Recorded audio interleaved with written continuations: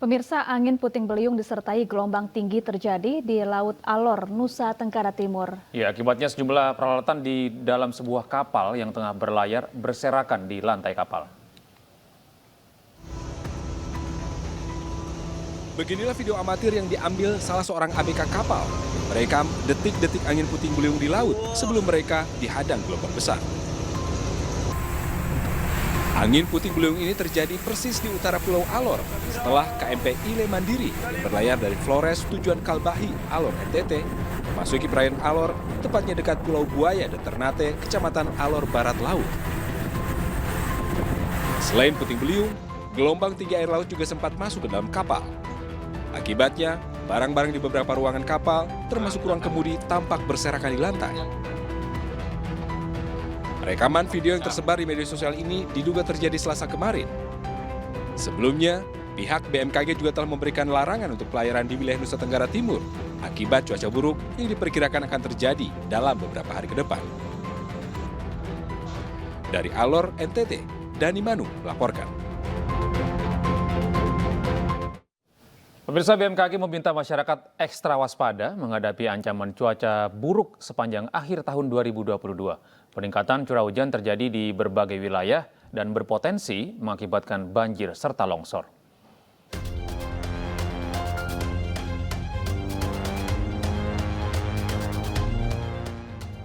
Sebagian besar wilayah Indonesia diprediksi dilanda hujan deras sepanjang akhir tahun 2022 hingga awal tahun 2023. Menurut BMKG, peningkatan curah hujan ini akibat sejumlah fenomena alam yang terjadi bersamaan, sehingga warga diimbau waspada terhadap potensi bencana banjir, banjir bandang, dan longsor. Terlebih saat ini merupakan masa libur akhir tahun di mana banyak warga bepergian untuk berlibur. Infrastruktur dan sistem tata kelola sumber daya air siap untuk mengantisipasi peningkatan curah hujan, penguatan gelombang dan juga banjir rob ya. Bahkan saya lihat sendiri di lapangan itu kecepatan arus dapat mencapai 150 cm per detik. Ini sangat mengganggu dalam pelayaran. Dan juga mohon dilakukan penataan lingkungan, tidak membuang sampah sembarangan, juga tidak melakukan pemotongan lereng atau penebangan pohon yang tidak terkontrol, serta terus mengakses informasi cuaca dari BMKG melalui berbagai kanal, antara lain melalui aplikasi mobile phone Info BMKG.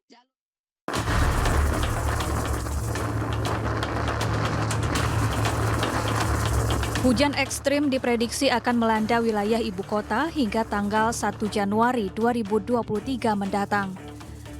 Badan Riset dan Inovasi Nasional pun menyebut ada potensi banjir besar yang akan melanda wilayah Jabodetabek.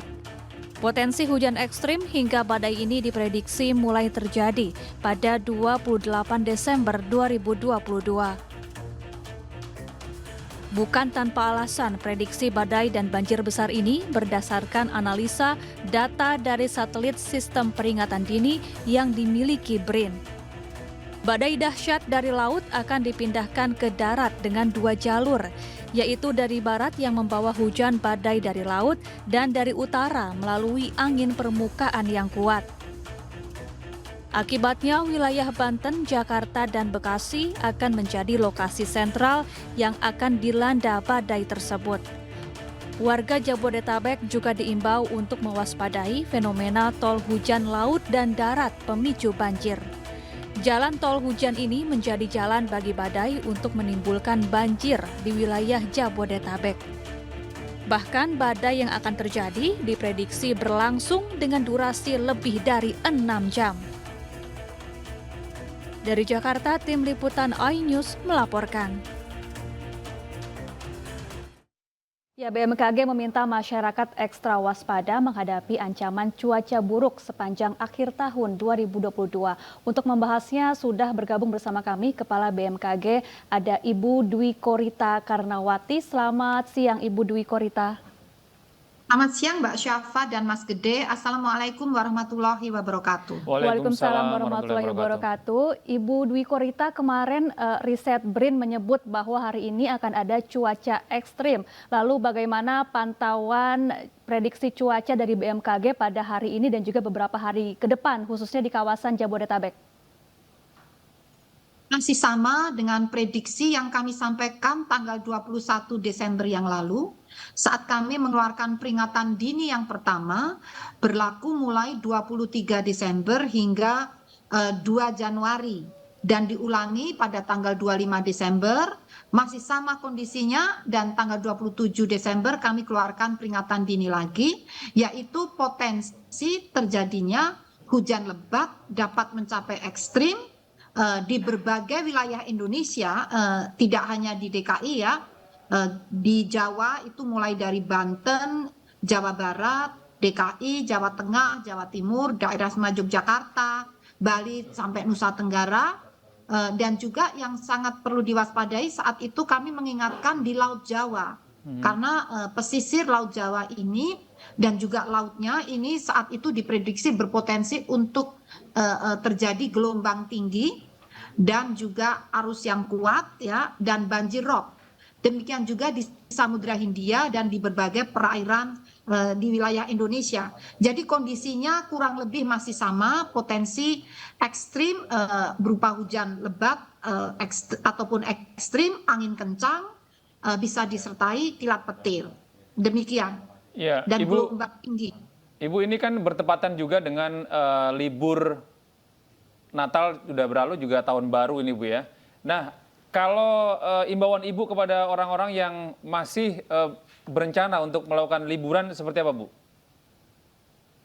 Jadi mohon terus monitor informasi perkembangan cuaca dari BMKG melalui berbagai kanal, yaitu aplikasi mobile phone info BMKG yang dapat diinstal dari Play Store atau App Store, juga dari sosial media, dari YouTube, dari bisa call center 196.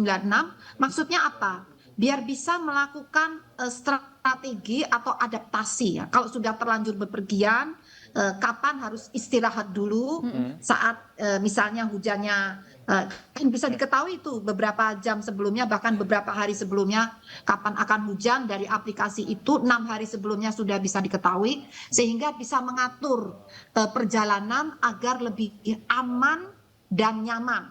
Demikian. Baik, Ibu Dwi Korita, sebetulnya sampai kapan prediksi cuaca ekstrim ini akan berlangsung dan adakah wilayah-wilayah yang mendapat perhatian lebih dan harus ditingkatkan kewaspadaannya? Ya, kami memprediksi mulai saat itu 23 Desember sampai 2 Januari dan masih berlaku sampai hari ini 28 Desember sampai 3 Januari. Wilayah yang berpotensi ya untuk mengalami hujan lebat, sangat lebat, bahkan bisa ekstrim itu di Banten, tadi sudah saya sebutkan, Jawa Barat, DKI, Jawa Tengah ya, Banten, Jawa Barat, DKI, Jawa Tengah, daerah Sema Yogyakarta, Jawa Timur, Bali, Nusa Tenggara Barat dan Timur. Kemudian ada beberapa wilayah yang juga perlu mewaspadai intensitas hujannya sedang hingga lebat, namun bisa memicu banjir, longsor dan banjir bandang, yaitu di Aceh, Bengkulu, Sumatera Barat, Lampung, Sumatera Selatan, Kalimantan Selatan, Sulawesi Selatan, Sulawesi Tenggara, Maluku Tenggara, dan juga Papua Barat dan Papua. Ini juga gangguan untuk tidak hanya di darat, tapi juga di lautan dan juga untuk penerbangan. Demikian. Ya, baik Ibu, jika informasi ini tentu kita lebih mudah mengakses kita yang ada di sini. Lalu bagaimana dengan masyarakat yang ada di pelosok begitu, informasinya ini seperti apa yang sudah dilakukan agar bisa terinformasi gitu warga yang ada di pelosok, Bu? Ya, di pelosok kalau kebetulan kami juga ada di pelosok-pelosok ya. BMKG itu ada juga di pulau terdepan, terluar. Ada BMKG di sana silakan bisa mengakses BMKG di sana atau laman BMKG websitenya. Kalau ada akses sinyal internet, bisa dengan mobile phone ya, juga dengan YouTube ya, sangat banyak kanal yang bisa dipakai. Ataupun kalau memang tidak mendapatkan informasi apapun karena tempatnya sangat terpelosok gitu ya, semoga masih ada telepon, bisa call center 196. Namun petugas BMKG kami sebar di pelosok-pelosok karena kantor kami ada 190 stasiun BMKG tersebar di seluruh wilayah tanah air, termasuk di pulau-pulau yang terdepan dan terluar. Demikian. Apakah ada kerjasama begitu Bu BMKG dengan pemerintah daerah paling bawah gitu? Mungkin di Ya, tingkat selalu. desa atau RT seperti itu Bu? Ya, kami terutama melalui Badan Penanggulangan Bencana Daerah. Baik. Itu bisa di kabupaten. Nah, untuk tingkat desa kami bekerja sama dengan Babinsa, ya Babinsa, atau juga dengan relawan-relawan yang ada di level grassroots. Itu dengan forum siaga bencana, dengan Tagana. Itu kami juga menjalin kerjasama dengan PMI, dengan SAR ya.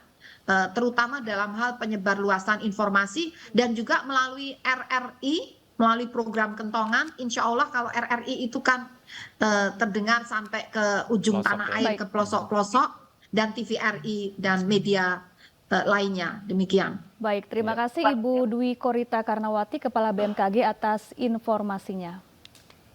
Pemirsa, 1 orang tewas akibat terkena ledakan sebuah kompresor di Mojokerto, Jawa Timur. Ya, anak dan istri korban yang mendatangi lokasi menangis histeris melihat jasad ayahnya. Istighfar dulu, sabar aja, sabar, istighfar. Ibu dan anak ini menangis histeris melihat jasad suami dan ayahnya yang berada di sekitar bengkel di kawasan Jalan Raya Kuwung, Kranggan, Mojokerto, Jawa Timur. Korban tewas mengenaskan di saluran air di depan bengkel. Sebelumnya terjadi sebuah ledakan cukup kencang di bengkel ini. Saksi mata yang selamat menceritakan bahwa dugaan sementara mesin kompresor pengisian angin meledak dan membuat kondisi kompresor hancur lebur. Tadi pas kejadian ada berapa orang di sini, Pak? 4 orang 4 orang, lagi ngisi atau gimana? lagi ngisi angin. Terus setelah itu? Nggak ingat pun kejadiannya. Meledak itu aja? Iya. Pak, itu yang meledak kompresor berapa sih, Pak? Wah, nggak tahu. Saya baru sadar. Nggak tahu, pokoknya saya duduk di sini gitu aja. Tutup kompresor terlempar hingga sejauh 50 meter merusak pintu pagar garansi truk. Polisi yang datang langsung memeriksa keterangan saksi dan olah tempat kejadian perkara. Jasad korban langsung dievakuasi ke Rumah Sakit Dr. Wahidin Sudiro Husodo, Kota Mojokerto untuk diotopsi. Kini kasus ledakan ditangani Polresta Mojokerto. Dari Mojokerto, Jawa Timur, Solahuddin, iNews melaporkan. Dan pemirsa, usai sudah Anyus Siang pada hari ini, tetap jaga protokol kesehatan karena pandemi belum usai. Saya Gede Satria. Dan saya Syafaati Suryo, pamit undur diri, selamat beraktivitas dan sampai jumpa. Sampai jumpa.